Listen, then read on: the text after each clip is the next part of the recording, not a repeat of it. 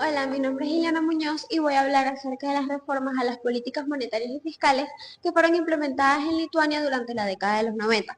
Primero es necesario contextualizar que es en 1940 que Lituania pasa a ser parte de la Unión de las Repúblicas Socialistas Soviéticas, conocidas comúnmente como la Unión Soviética. Por lo tanto, esta adopta su modelo de economía de planificación centralizada. Es decir, que la propiedad privada de los medios de producción es eliminada completamente. También se hallaba en una ausencia de un libre mercado. Los precios eran fijados por el Estado, el cual determinaba lo que se debía producir y cómo se debían distribuir los recursos.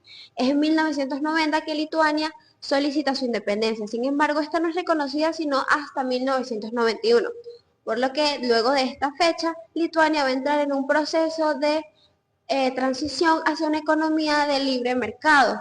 Para esto debe implementar una serie de reformas a sus políticas monetarias y fiscales.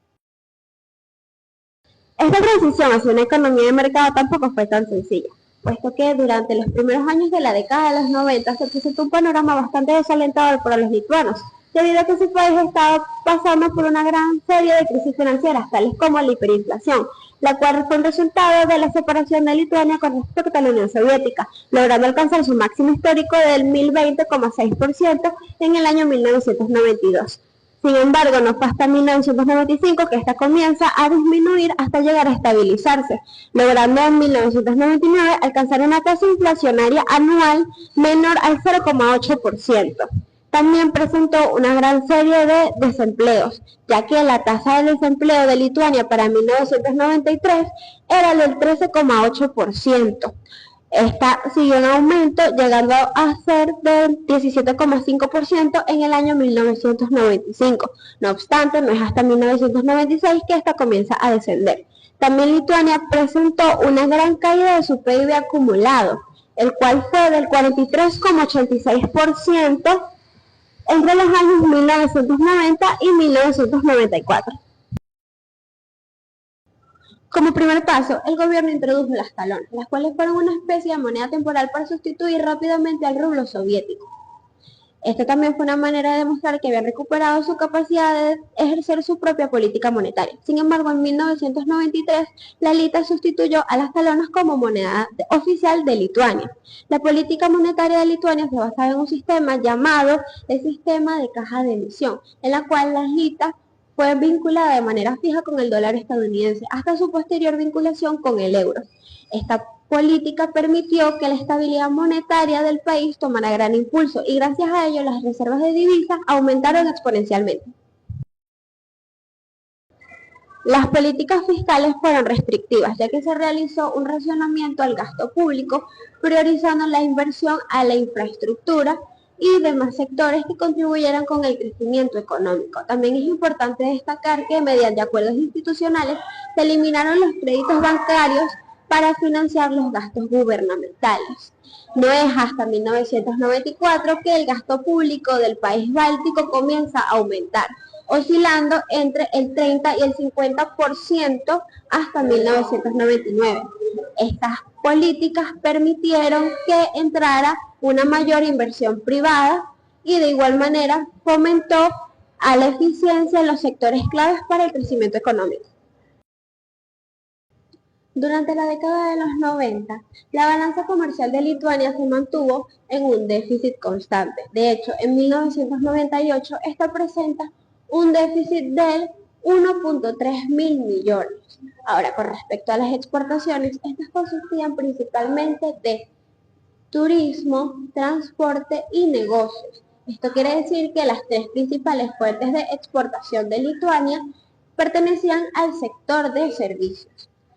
Ahora, a pesar de los grandes intentos del gobierno lituano para aperturar la economía del país al comercio exterior, esto se vio en gran medida dificultado, ya que los principales socios comerciales de Lituania eran estas antiguas repúblicas soviéticas, las cuales se encontraban luchando con sus propias crisis económicas.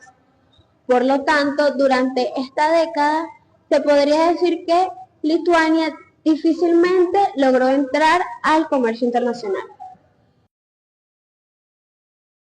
Hola, mi nombre es Patricia García y yo les voy a hablar sobre las medidas a nivel de política monetaria y fiscal que implementó Lituania para superar la crisis de 2008.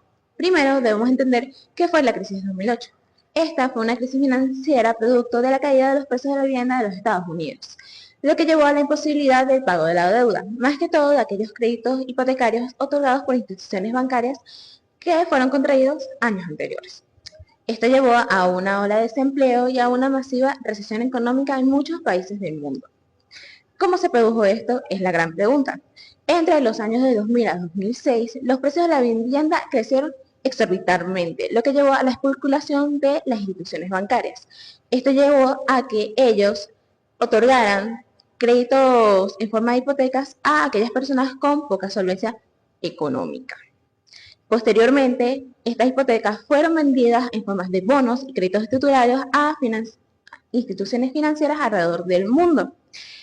Con la caída de los precios de las hipotecas, estos bonos, títulos, fueron incobrables, ya que muchos de los propietarios no podían pagar las deudas contraídas, ya que estas implicaban un valor superior a lo que era su vivienda actual.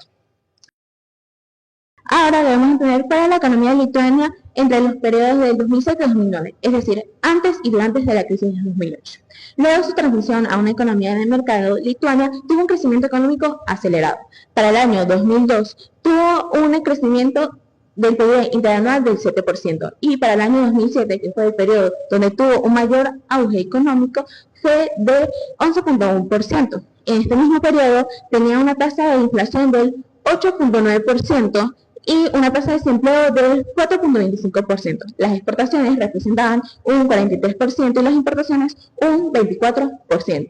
Todo este crecimiento económico fue impulsado gracias a la entrada de capitales externos. 2/3 de estos capitales representaban créditos hipotecarios que habían otorgado instituciones financieras y bancarias a Lituania. ¿Qué pasa? Este rápido crecimiento trajo consigo desequilibrios macroeconómicos, tales como déficit en la cuenta corriente y un aumento de la deuda externa. ¿Qué sucede? Que cuando explota la crisis financiera de 2008 y los precios de las hipotecas empiezan a bajar, las instituciones bancarias restringen los capitales, lo que lleva a una retirada abrupta de los capitales, que fue de la misma manera en cómo entraron, y llevó a una caída de los ingresos y un aumento del gasto público. Esto llevó que al año 2009 el PIB de Lituania bajara a un 14%, la inflación subiera a un 11.1% y la tasa de desempleo subiera a un 13%. Ahora, ¿cuáles fueron las medidas implementadas por Lituania para contrarrestar esta situación? Primero se buscó de implementar un tipo de cambio fijo con el objetivo de no devaluar la moneda y así poder principalmente entrar a la zona euro. Por otro lado, se buscó implementar una devaluación interna, que consistió en esto a nivel de política fiscal en un plan de austeridad y consolidación fiscal. ¿Cómo lo hicieron? Por la parte impositiva, un aumento de los impuestos y por la parte del gasto público, una reducción del mismo. Por los impuestos se buscó que la tasa de IVA pasara de un 18 a 21%, la tasa corporativa de un 15 a 20% y se buscó dividir el impuesto sobre la renta en dos. Un impuesto sobre la renta personal y una contribución social, el primero del 15% y el segundo del 9%. Por la parte del gasto público se buscó la reducción del mismo con la reducción de los salarios de los funcionarios públicos de hasta un 13% y funcionar las instituciones con funciones similares. Así como también se buscó equilibrar los beneficios sociales, como por ejemplo reducir las pensiones de los jubilados desde un 2.1% hasta un 12% y hasta un 70%. Estas medidas implementadas tuvieron éxito, ya que para el año 2015 Lituania tenía un crecimiento interanual del PIB del 2.8%, una tasa de inflación del 0.02% y una tasa de desempleo del 9%.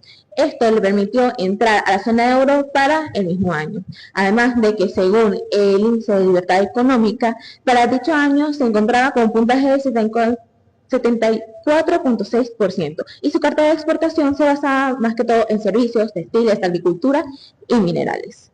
Hasta aquí llegó nuestro video. Muchas gracias por su atención.